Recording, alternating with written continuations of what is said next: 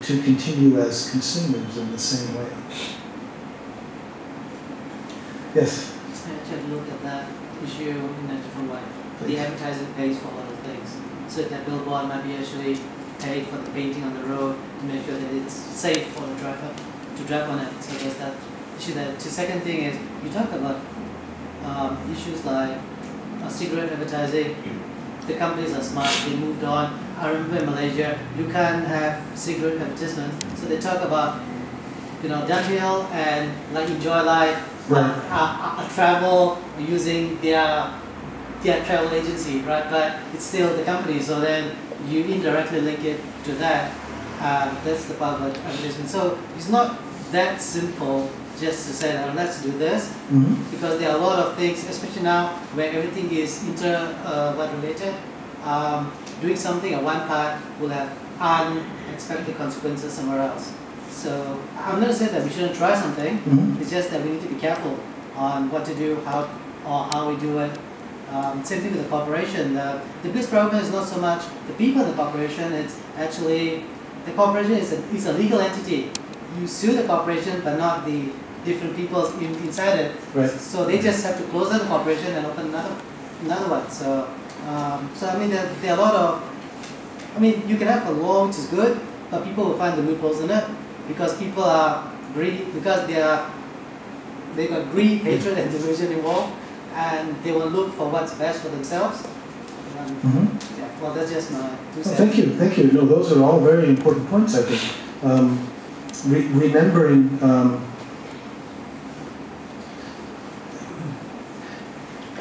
It's a curious thing that the kind of corporations we have now didn't exist a couple hundred years ago, right? For example, when the United States was first founded, the founding fathers, they don't mention corporations in the Declaration of Independence or the Constitution. And that's because they were very wary of them, for the way that the British Crown used the Hudson Bay Company or the India Company, whatever. So if you wanted a corporation in those days, it was chartered for a very small thing, like maybe to build a bridge across a river. And it was chartered, and they could build a bridge, and they could have a toll for 20 years. And that was it.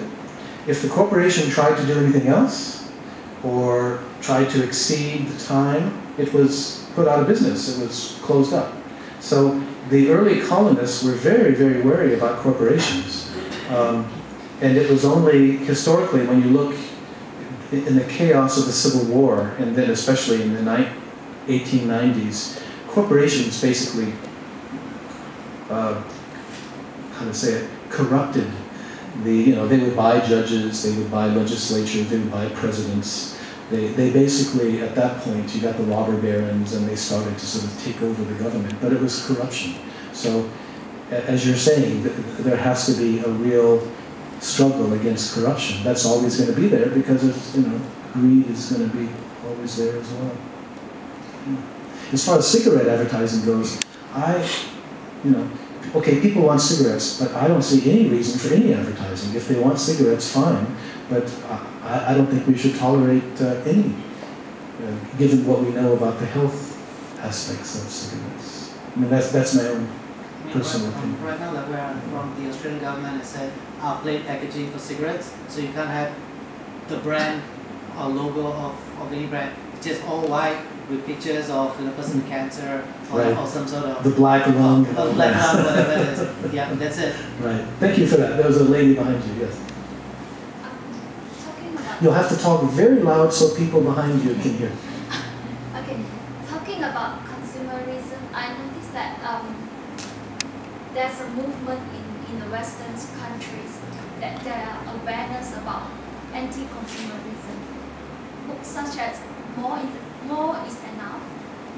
Yeah, this book is actually talking what Brother David told us just now. It's a very lovely book. Yeah. Unfortunately, it's seldom, I think, less popular in Asian countries about this thing. I think that is more on the individual's awareness. Those who are interested, they can read on and they can improve from there or think twice on the consumerism. But in terms from the institutional level, I'd just like to share there's a company in Malaysia called TLC.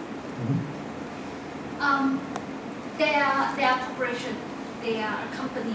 They sell the toiletries products like showers, all these things. But they have a principle. They will, when the profit achieved whatever necessary for the staff, they have few staff, not many. They will take away this as their salary, and that's all. The rest of the profit they will channel to the beneficiaries' bodies, like the charity purpose. So when first time knowing this, I feel quite amazing, impressed. And then beginning of this year, they have it, the same reports again. They still manage to sustain. I think this is one of the examples, can be the leading examples in our countries and maybe to the rest of the world. That's actually not necessary because on your own profit you have to grow bigger and bigger. But you actually can be beneficial to others. Thank you for that. And you also reminded me that my good friend Vidya here, KV Sun, who helped arrange this talk, he's very involved in setting up a Right Livelihood Institute.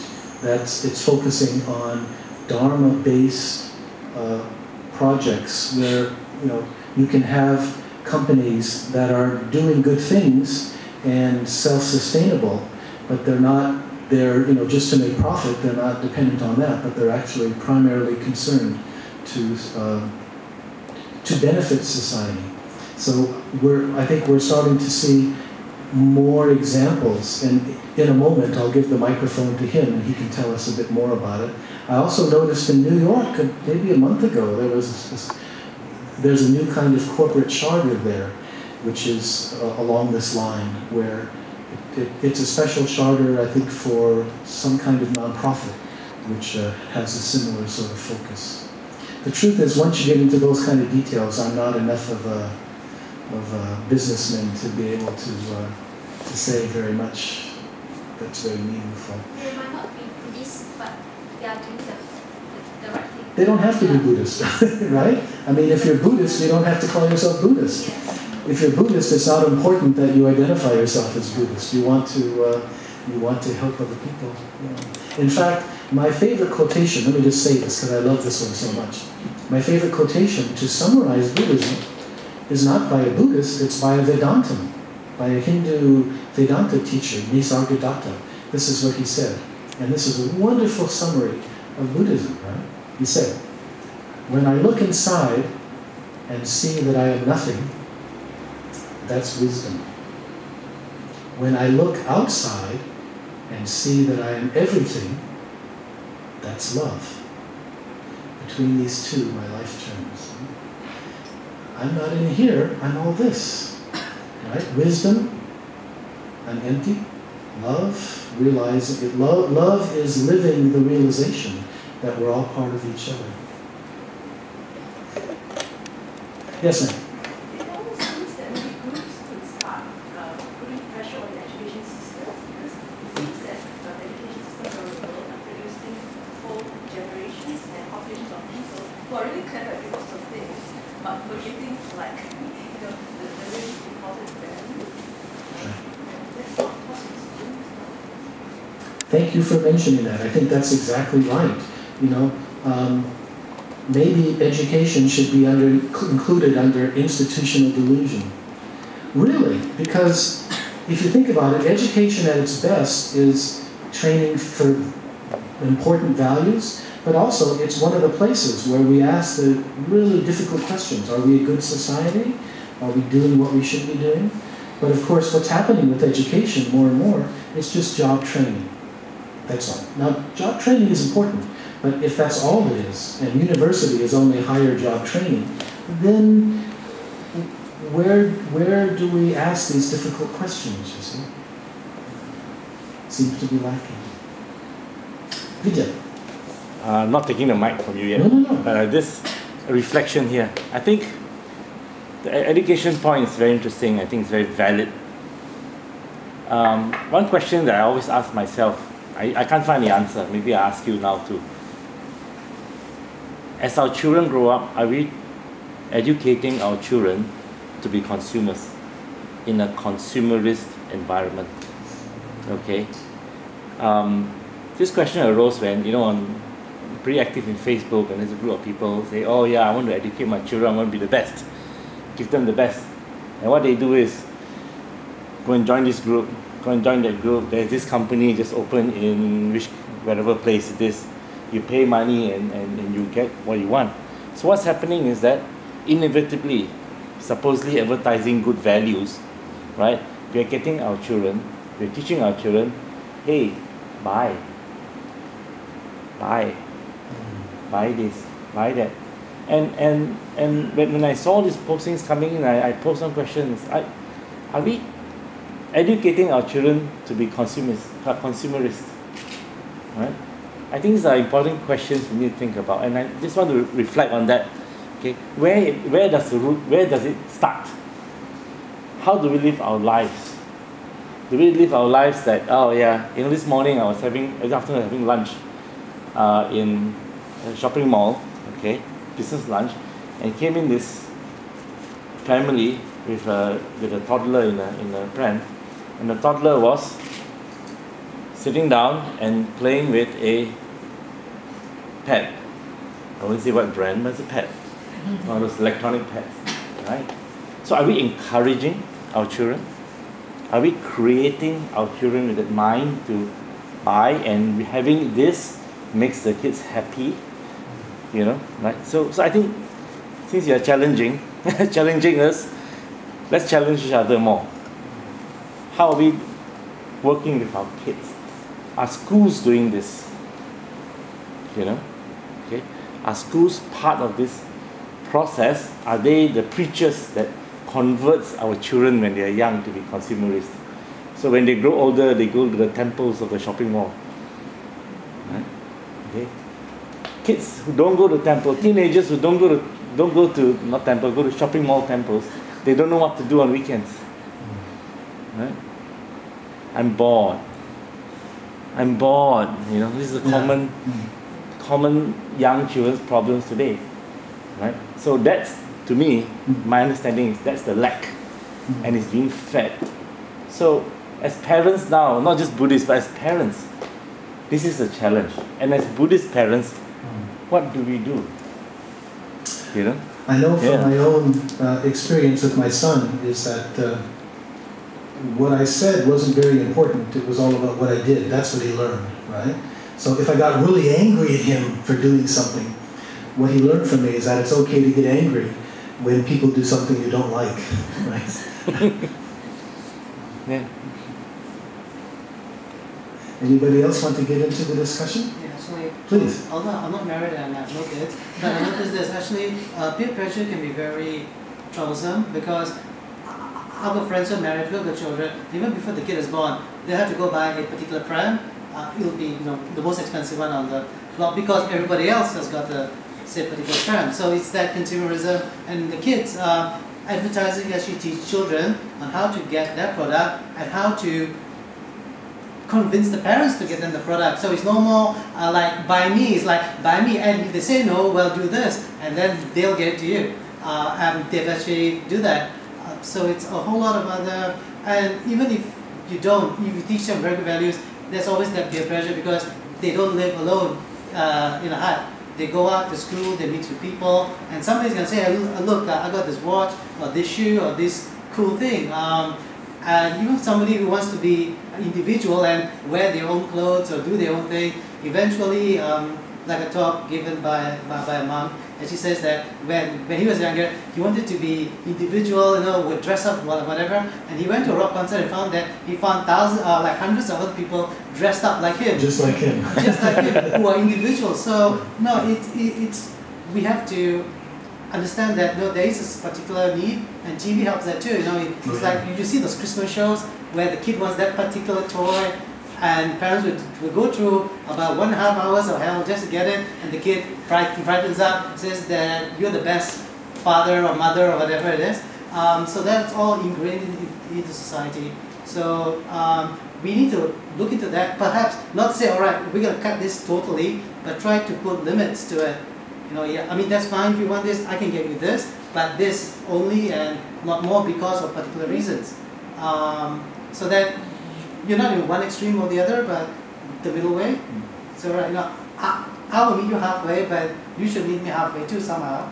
You know, and what happened with my son was quite interesting. When he was in middle school, he wanted Nike shoes and Gap shirts. That was for real, and so we sort of indulged that to some extent, especially when they're on sale. But he worked through it. It was interesting. I think in the end, parental influence won out over that. I didn't know if it was going to happen there for a while, you know, but now he's like his dad. He likes to shop in charity shops. So, but you're right. There's different forces, and we can't cut through consumerism unless we realize the competitive side of it. That it's fed by wanting to either keep up with the Joneses or be better than the Joneses. And part of seeing through consumerism is seeing that we don't have to play that game. That's a destructive game. But that's not what life is all about. It shouldn't be competitive that way. Thank you again. Yes, please. I'm just thinking about consumerism as having some kind of a purpose, as how you started saying that, you know, to be happy you must consume.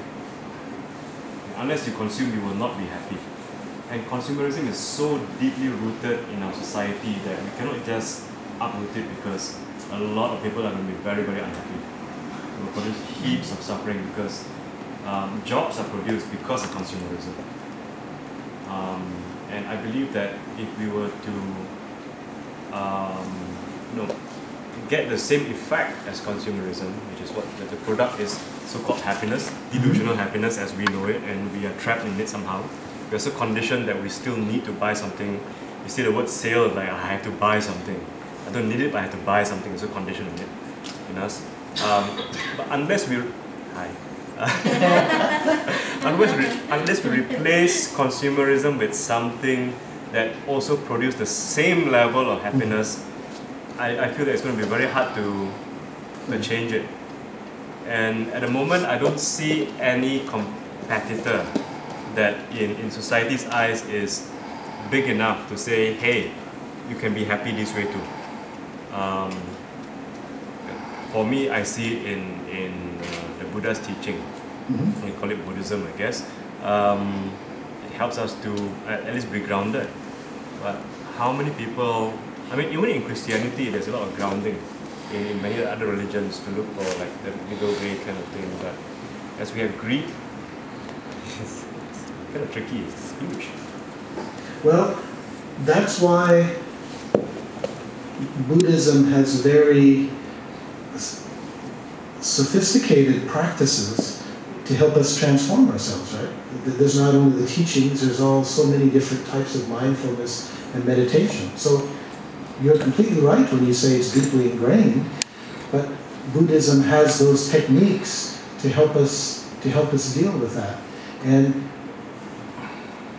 when we realize that consumerism is an alternative false religion, then we can look at what the other religions say about what we have to do in order to be really happy. I mean, I think the Buddhist answer is very clear. Whether that has the same attractive quality as competitive consumerism, that's another issue. But clearly for Buddhism, it's all about love and sharing, that waking up to this realization that we're not separate from other people, it transforms the meaning of our lives, right? So we're not, that realization means that David Lloyd, for example, is not trying to pursue his own well-being at the cost of other people or separate, but the realization that I literally can't do it.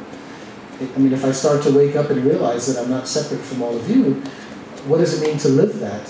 It means to live in a way that's helping other people. And I know it sounds trite to say, but the happiest people in the world are the people who are most concerned to help other people. When we're preoccupied with ourselves, it never seems to work. Happiness seems to be a side effect of our efforts, of our concern to help other people. Just today I read a book about Teresa Tsu in Singapore, this wonderful woman who lived to be 113, great bodhisattva. I don't think she was Buddhist, but it doesn't matter. You know, she was spending all her time. And number one, she devoted her whole life to helping everyone else. And number two, she sounds like one of the happiest people I've ever heard about, laughing and joyful all the time. I mean, that is the secret. Maybe it's not as dramatic or sexy or, you know, but really the secret is no secret. It's there if we're willing to make the effort to overcome our delusive sense of self. I think the answer is all around us. But I agree. I mean, the conditioning, given all the conditioning from advertising, is pretty tricky. With that, it just triggered what I experienced in, I went to visit UCLA, how they were educating their children, and this comes back to education, what Kevin was talking about. Oh, he's videoing me. Hi. What I saw in a classroom, small classroom situation amazed me, because you know how we constantly teach our children to compete. I want to be better than you, my kid's better than yours. They're constantly competing to the point that they don't really know how to share. They don't really know how to grow up sharing things with one another. And what this group of researchers in UCLA found was that if you teach children, like what you say, to appreciate that we are part of another society, another group of people, or we are part of them, then they start learning how to share. And a simple exercise I saw was, okay, you kids, we're going to play basketball now, and if any one of you see any others shoot nicely, dribble nicely, run nicely, or even do anything nicely that you think is cool, right? I'm going to give you this whole bunch of chips. And you're going to give that boy or that girl a chip and go to him or her and say, hey, awesome, nice shot, good pass, well done. At the end of that game, come back and we will all empty whatever chips that we receive into this can. We're not going to know how many you each get, we don't care, but we want to know as a group how many we got. Because the more good things said, the more chips given, means that we are a much better community. So that's drummed into them. And the justification also was to tell the kids, if you want to be popular, if you want to get many friends, you have to be kind to people. You have to be compassionate to people, you have to share. And that's how you get friends. Wouldn't you like a friend who share things with you? And from there, they really learn to, I mean, as soon as they wake up, they're kind of nice to their parents. Thanks, Mom, thanks for the drink, thanks for cookies. That was nice, well done. Imagine kids saying that to the mothers. You like that? And automatically you get a happy family, because the mom will go, wow, what a nice kid I have. It's so nice of you to say that. I love you too, Mom. You know, it's like, just nice. And when they go to school, they see their friends sitting down, putting their bags nicely. Hey, I like the way you did that, that was awesome. And you start having this chain reaction of niceness, kindness, and they have automatic sharing and no competition at all. I lived in Japan for 20 years, and especially for the young children, the Japanese schools are very wonderful at doing this. It gets worse as they get older and they become more competitive. But the contrast with America is very strong. I think in America, we are all starved for community. That's the word, community. You know? That one reason we become so competitive is that we understand ourselves as separate individuals, and we have to look out for number one. We have to look out for ourselves. But if we really have community, there's the sense that we're all in the game together, and that we're all. And there's one more thing. You know, in the whole of the Western civilization tradition, the most loved person, who do you think it is in the whole of Western civilization? The person who is most loved. Anybody want to guess? Jesus, right? Jesus, or maybe Mary. Jesus. Why is he the most loved person? Because he's the one who most loves. He loves everybody unconditionally. Same thing with his mother, Mary. Isn't that interesting? I mean, the secret is right there. We all want to be loved. the answer is all right in front of us, but somehow we can't see it and we can't live it. I think I might pass the microphone to Vidya, and maybe you can also mention Friday, Saturday, we have at Brickfields the 2-day, we're going to have a workshop, 2-day workshop, which is talking more about this and other things. All right, hello. But Vidya is also going to tell us about this Right Livelihood initiative that he's involved with. And there's also a coffee house gathering on Thursday night. Yes, yes. Can you say? Do I need a mic? So. Well, why not? Okay. Thank you. Right. Let's take a bit of time, a few minutes to say. Can I address one point first? We talk about parents, that's one thing. I'm in the process of a 15-year experiment with my children, okay? And to deal with the problem of consumerism. One word, moderation. To say that this is enough. We changed our lifestyles completely. Yeah, we still have big cars, right? But life changed. Number one is we cut out as much advertisements as possible in our house. Okay, no television. We have a television, we don't have terrestrial television. Okay, our aerial is internal aerial. If you want to watch a show, you got to, one brother got to be holding the antenna, the other one got to be standing there, right? We have no cable TV for the last 15 years. We had 3 years in between, but that cost us hell. We give it up. So we have no internal influence. TV is a very powerful babysitter. If our kids don't listen or they have trouble, please turn on the TV. I turn on the pad or whatever it is, right? If we don't have that, what do? We have no choice but to change our time and lifestyle to say, okay, I will listen to you, you know, right? So this is a 15-year experiment. So far, I find our kids are less. I need to stand there, okay? We are less. Yeah, you can adjust it. So go ahead. Yeah, go ahead. Try it. Yeah. So, 15-year experiment. If I do some comparison with their cousins and all that, they are far less consumerist. Okay, am I successful? I don't know. All right, but we are happy. That's one thing. Our 15-year experiment is taking us. Right? Number one. So back to the point about right livelihood. Let me illustrate from the point you mentioned. This company, we know this company very well. What they do is that they allocate X% of every sale that they make. TLC Corporation. Yes. And they have a Big Four auditor to actually audit that I have this amount. Every dollar I make, this amount goes somewhere good. It's excellent. Okay. What I'm trying to do is that I'm trying to challenge to go another step deeper. For example, where do we get the materials from? Does it destroy the environment?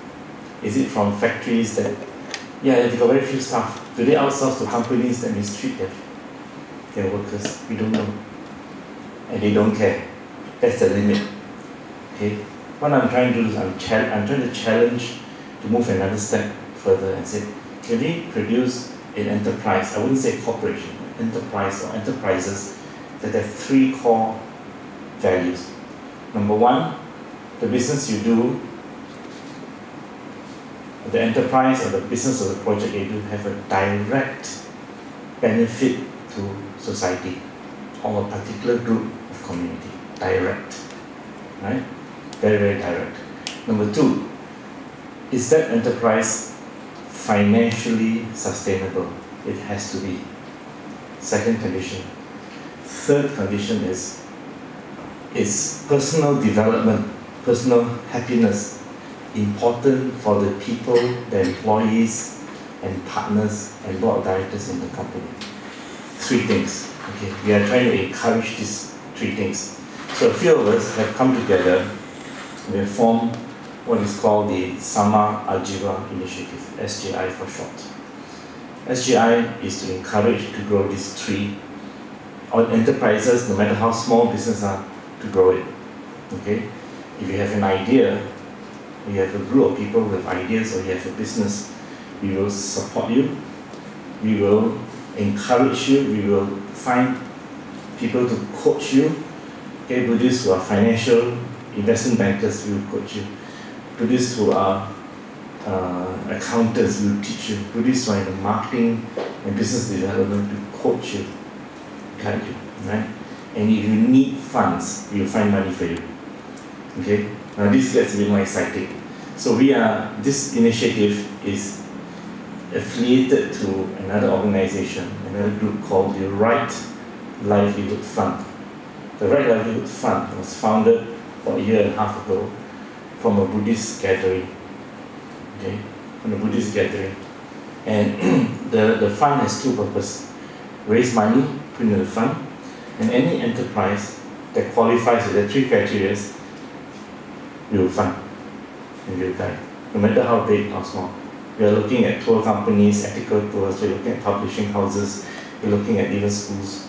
You're still at the point of raising money to do these things. We are at the point of raising money. In fact, some already got funded, some don't need funds, some need support. So the second purpose of the Right Livelihood Fund is really to connect international connections. I have a group in India who are what are called Dalits, ex-untouchables, who has become Buddhist. They have a business, they produce a particular product. Can the Right Livelihood Fund tap on the entire Buddhist network worldwide to distribute its product in Korea, in Japan, in Taiwan? Yes, it's already happening today. So it is possible to look at alternatives, very different alternatives. So this initiative is start. Do you have a website or a way for people to find out more about this? Can we write it on the board? Okay, at the moment, the website is not up yet. Okay, you can go to INET Network. INET is short for, the website is INEB Network. INEB Network. One word, network? Yes. Work.org. Okay. INET Network is the initiator of these two projects. INET stands for the International Network of Engaged Buddhists, of which I sit in the committee, of which Dr. Loy is one of the founders of the think tank. Okay, it's called Think Sangha. Okay, that try to bring the philosophy, the practice, and the business, right, into one environment which is complete. And it's not just about changing ourselves, it's about making steps to change society. So that's where we are. So this is an initiative that's happening. So log on to inetnetwork.org, look into, there are lots of stuff in there, look at economics, and you read a lot of articles there. You can read that. You can read a subsection called Think Sangha. What about your email address? Do you want to give that out? Yes, I can give you my email address. Okay. Oh, you're advertising for me. Is it? Advertising, right? Okay. Right. Vidya Nanda at Samma-Ajiva. Samma at? Yeah, S-A-M-M-A, Samma. Double M. Hyphen A-J-I-V-A. VA.net. Okay. Yeah, you can shorten that. The website is Samma-Ajiva.net. The reason it's a bit slow is because we give our web development to a group of youth, okay, in a program that's trying to find themselves, okay. So we encourage them, we give them the money and help them grow their business. So well, they're not so professional, so we can't get it up ready on time, but it'll be there. So you can drop me a note over there. This Thursday at Subang, if you or Subang, there's a place called First Subang. Okay, this Thursday at 8 p.m. Go to the Austin Chase Coffee. We're having a coffee session. We're going to talk about this a bit more detailed, right? Okay. So some ideas to talk about, and this is cross-religion. We have Muslims coming, we have Christians coming. We are all concerned that consumerism will take us off. We want to ally, as David has mentioned, we ally together to address this issue, right? But there are too many facets, too many ways to deal with this problem. So we have decided to look at this approach. Some people call this social enterprise. I call this Buddhist or Dharma-based social enterprise. Okay, so that's this Thursday at 8 o'clock, Austin Chase Coffee, first Subang, SF15. We are there. And if you want a lot more what David has talked about, to go into the details of this awakening to social transformation at the same time of personal transformation, we are organizing a 3-day workshop, which is a series of lectures and discussions with David. It will be held at, it's not at Breakthroughs, it's at the other temple, Samadhi Vihara in Shah Alam. It's at the border of Shah Alam and Klang. It's in Bukit Raja, the place. Okay, so if you, where can I get the map? Yeah, you go to bmsm.org.my, Buddhist Missionary Society Malaysia.org.my. The map and the details are there. All the topics of the talks, from ecology, money, karma, sex, and, okay, and everything else. We're going to dig deep into the area and say, what can we do? We want to do something. We are not going to wait till we enlighten first and come back, but we're going to change at the same time. We're going to transform ourselves and transform society at the same time. Because society and we are one. Okay, so that's the idea behind it. I've taken a bit more time. Well, sorry, this is your session. We should stop. Yeah. So I pass it back to you, and you know how to pass it. Thank you very much for that, Vidya. I also wanted to add, I'm somebody who comes and goes. I'm just visiting Malaysia for a few days, but Vidya is the one who's really working on the ground to try to really make these initiatives happen. So those who are interested, I hope you'll support them. If you're interested in any more of sort of the things that I've been talking about, on my website there's a lot of online materials, and I put a few books on the side if anyone wants to look as you're leaving. It's late, so I think we should stop and thank you all very much for coming.